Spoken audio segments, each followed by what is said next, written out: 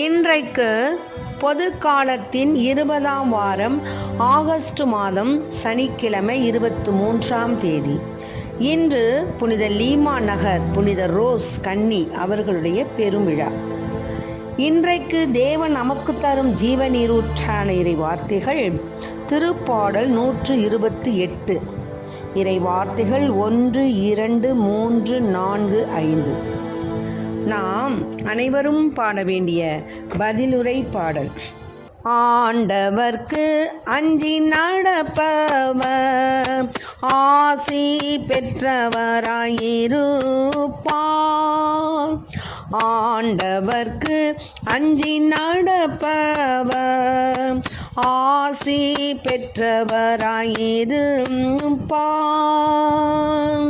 ஆண்டவருக்கு அஞ்சி அவர் வழிகளில் நடப்போம் பேறு பெற்றோம். உமது உழைப்பின் பயனை நீர் உண்பீர். நீர் நற்பேரும் நலமும் பெறுவீர். உமது உழைப்பின் பயனை நீர் உண்பீர். ஆண்டவர்க்கு அஞ்சி நடப்பவர் ஆசி பெற்றவராயிருப்பார். இல்லத்தில் துணைவியார் கனிதரும் திராட்சை கொடி போல் இருப்பார். உண்ணும் இடத்தில் பிள்ளைகள் ஒளிவ கன்றுகளைப் போல் உம்மை சூழ்ந்திருப்பர். இல்லத்தில் துணைவியார் கனிதரும் திராட்சை கொடி போல் இருப்பார். உண்ணும் இடத்தில் பிள்ளைகள் ஒளிவ கன்றுகளைப் போல் உம்மை சூழ்ந்திருப்பர். ஆண்டவர்க்கு அஞ்சி நடப்பவர் ஆசி பெற்றவராயிருப்பார்.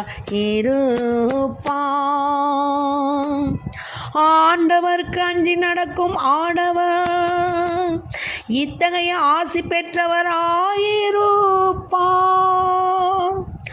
ஆண்டவர் சீயோனிலிருந்து உமக்கு ஆசி வழங்குவாராக. வாழ்நாளெல்லாம் நீர் எருசலேமின் நல்வாழ்வை காணும்படி செய்வாராக.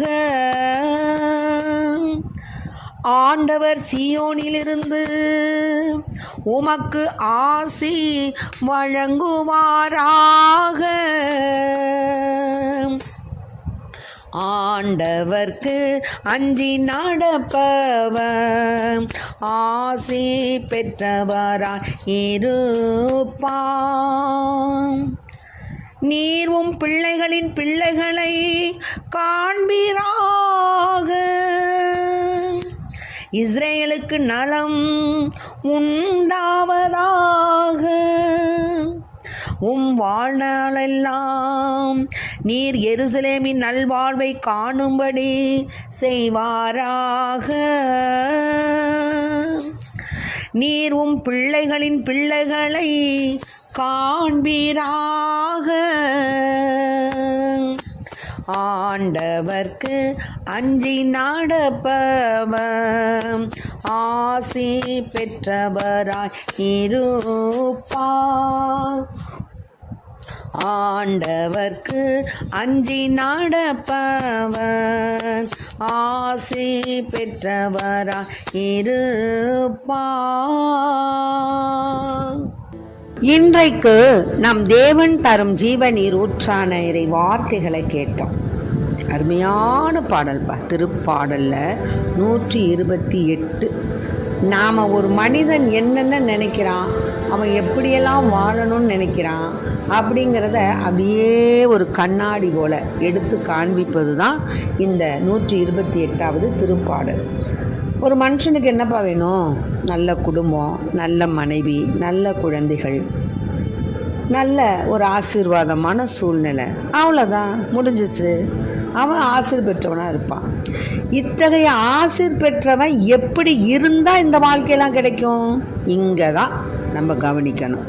நான் செய்கிறதெல்லாம் செய்வேன், நான் போகிற இடத்துக்கெல்லாம் போவேன், நான் வர்ற இடத்துக்கெல்லாம் வருவேன், நான் எதையும் யார் சொன்னதையும் கேட்க மாட்டேன், ஏன் இஷ்டம்தான், நான் தான் அப்படின்னா கிடைக்குமா? கிடைக்காதுப்பா. நீ எப்படிப்பட்டவனாக வாழ்ந்தால் உனக்கு வாழ்க்கையில் இப்படிப்பட்ட ஒரு ஆசீர்வாதம் கிடைக்கும்? ஆண்டவருக்கு அஞ்சி நடக்கணும். ஆமென். ஆண்டவருக்கு அஞ்சினா எப்படி? சும்மா சொல்லளவில் நம்ம நடந்தோம்னா போதுமா? இல்லை.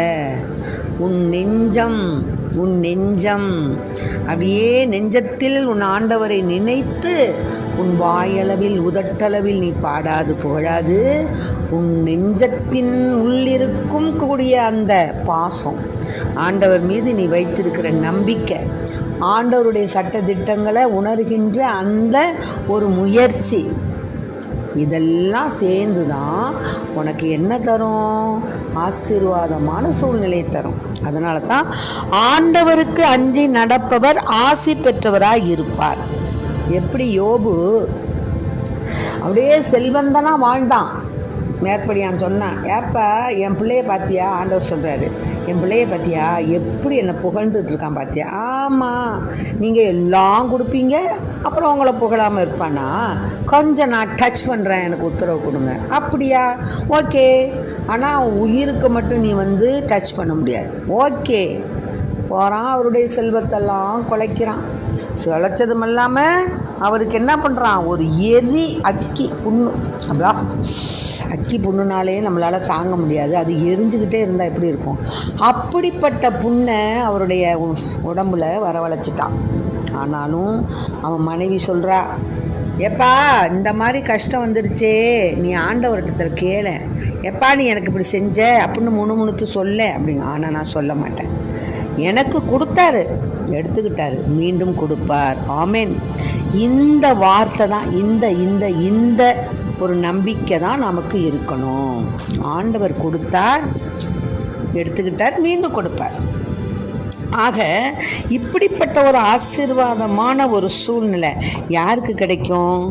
ஆண்டவருக்கு அஞ்சி அவர் வழிகளில் நடப்பவங்களுக்கு கிடைக்கும். அவன் உழைத்த உழைப்பு அவனுக்கு பயன் தரும். அந்த காசை வச்சு அவன் நல்ல நற்பேரும் நலமும் பெறுவான். அவனுடைய இல்லத்தில் அவனுடைய துணைவியார் கனிதரும் திராட்சை கொடி போல இருப்பாங்க. பிள்ளைகள் ஒலிவ மரக்கன்றுகள் போல அவரை சூழ்ந்து என்ன பண்ணுவாங்க? சாப்பிடுவாங்க, இருப்பாங்க. எப்படிப்பட்ட பேர் பார்த்தீங்களாப்பா? இதெல்லாம் எப்போ கிடைக்கும்? ஆண்டவருக்கு அஞ்சி நடக்கும்போது.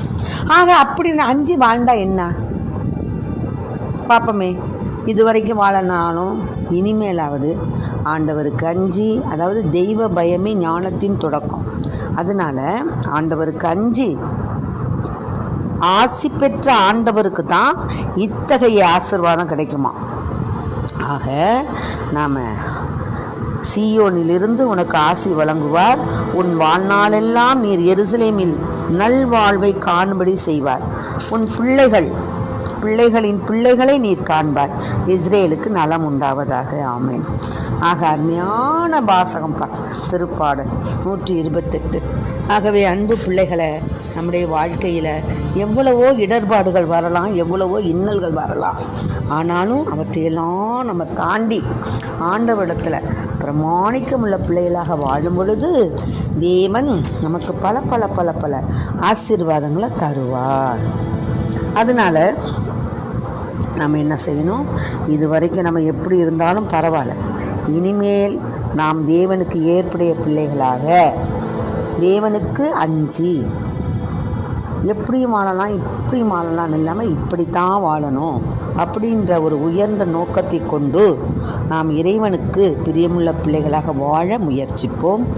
அப்பொழுது நற்கனி கொடுக்கும் நல்ல பிள்ளைகளை கொடுப்பார். ஒளிவமர கன்றுகள் போல் நம்மை சூழ்ந்திருப்பார்கள். திராட்சை கனியென திராட்சை கொடியென நம் மனைவி நம் வீட்டில் இருப்பார். ஆகவே அன்பு பிள்ளைகளை, நீங்கள் இனிமேலாவது தேவனுக்கு உகந்த வாழ்க்கை நடக்க ஆண்டவரிடம் வரம் கேட்போம். ஆமென். Praise the Lord. மரியே வாழ்க. இயேசுவுக்கு புகழ். இயேசுவுக்கு நன்றி.